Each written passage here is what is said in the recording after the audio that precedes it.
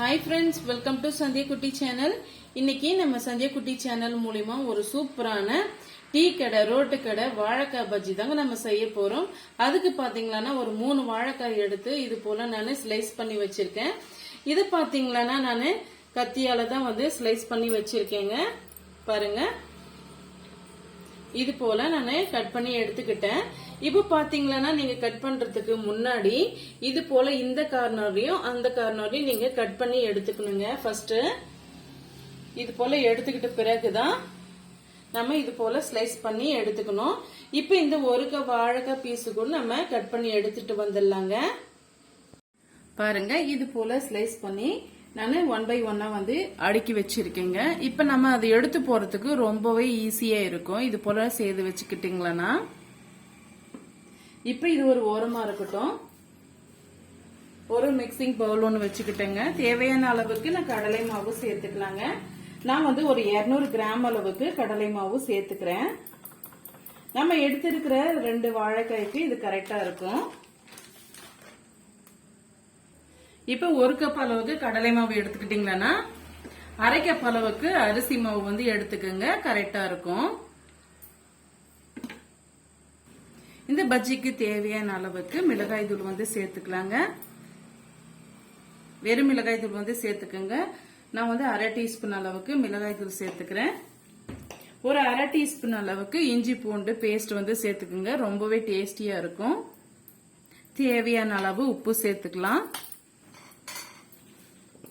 உப்பு பார்த்து சேர்த்துக்கங்க, இல்லைன்னா கரிச்சு போன மாதிரி ஆயிடும், சாப்பிடறதுக்கு முடியாம போகும். பாருங்க, நான் இப்போ 1/2 டீஸ்பூன் 1/4 டீஸ்பூன் கொஞ்சம் அதிகமா நான் சேர்த்திருக்கேன். நம்ம செக் பண்ணி பார்த்துட்டு பிறகு இன்னும் கொஞ்சம் கூட சேர்த்துக்கலாம். இப்போ ஒரு முறை நல்லா மிக்ஸ் பண்ணி விட்டுக்குங்க. நம்ம சேர்த்திருக்கிற பொருள் எல்லாம் ஒன்னா கலந்து வரணும். இல்லைன்னா நம்ம சேர்த்திருக்கிற மிளகாய் தூளும் உப்பு தூளும் அங்கங்க நின்னுடும். இது போல மிக்ஸ் பண்ணி விட்ட பிறகு ஒரே அடியா தண்ணி சேர்த்து விடாம கொஞ்சம் கொஞ்சமா நம்ம தண்ணி சேர்த்து பஜ்ஜி மாவு பதத்துக்கு பிசைஞ்சு எடுத்துக்கணுங்க.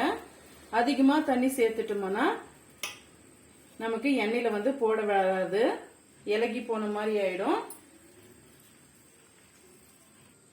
பாருங்க, இந்த அளவுக்கு நம்ம கரைச்சி எடுத்துக்கிட்டோம். இந்த அளவுக்கு தான் இருக்கணும். அப்பதான் நம்ம வாழைக்காய் சேர்த்து எண்ணெயில போடும் போது நமக்கு நல்ல ஒரு டேஸ்டியா நல்ல ஒரு சாஃப்டான பஜ்ஜி நமக்கு கிடைக்குங்க. இப்ப பொரிக்கிறதுக்காக ஆயில் சூடுபடுத்திட்டுங்க. கொஞ்சமா மாவு எடுத்து போட்டு பார்க்கலாம். ஆயில் நல்லா சூடாயிட்டு வந்துடுச்சு இல்லையான்ட்டு செக் பண்ணி பார்க்கறதுக்காக. பாருங்க, நல்லா சூடாயிட்டு வந்துடுச்சு. இப்ப நம்ம எடுத்து வச்சிருக்க பீஸ்ல நான் ஒரு பீஸ் எடுத்து காமிக்கிறேன். பாருங்க, போட்டு பாருங்க, இது போல மாவு எடுத்துக்கிட்டு நல்லா முக்கி விட்டுருங்க. நல்லா இது போல முழுமையா முக்கி விட்டுட்டு இந்த கார்னர் இருக்கு பாத்தீங்களா, இதை இப்படி மாவு இப்படி எடுத்துட்டு அப்படியே உள்ள விட்டுடலாங்க. இன்னொரு மாவையும் நான் போட்டு காமிக்கிறேன். பாருங்க,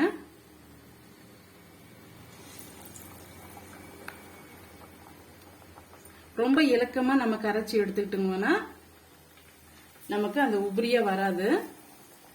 இது போல கன்சிஸ்டன்சிக்கு நீங்க பெரட்டி எடுத்துக்கோங்க. ரொம்பவே டேஸ்டியாவும் இருக்கும்.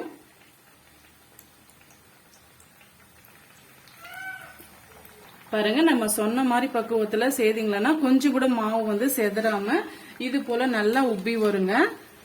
ஒரு 2 நிமிஷம் கழிச்சு நம்ம திருப்பி விட்டு லேசா அந்த பபிள்ஸ் எல்லாம் அடங்கினோடனே நம்ம எடுத்து விட்டுடலாம்.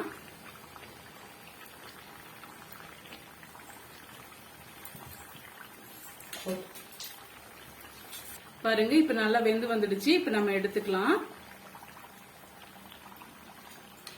இது ரொம்பவும் நம்ம வேக விடக்கூடாதுங்க, இல்லைன்னா கிறிஸ்பியா ஆயிடும்.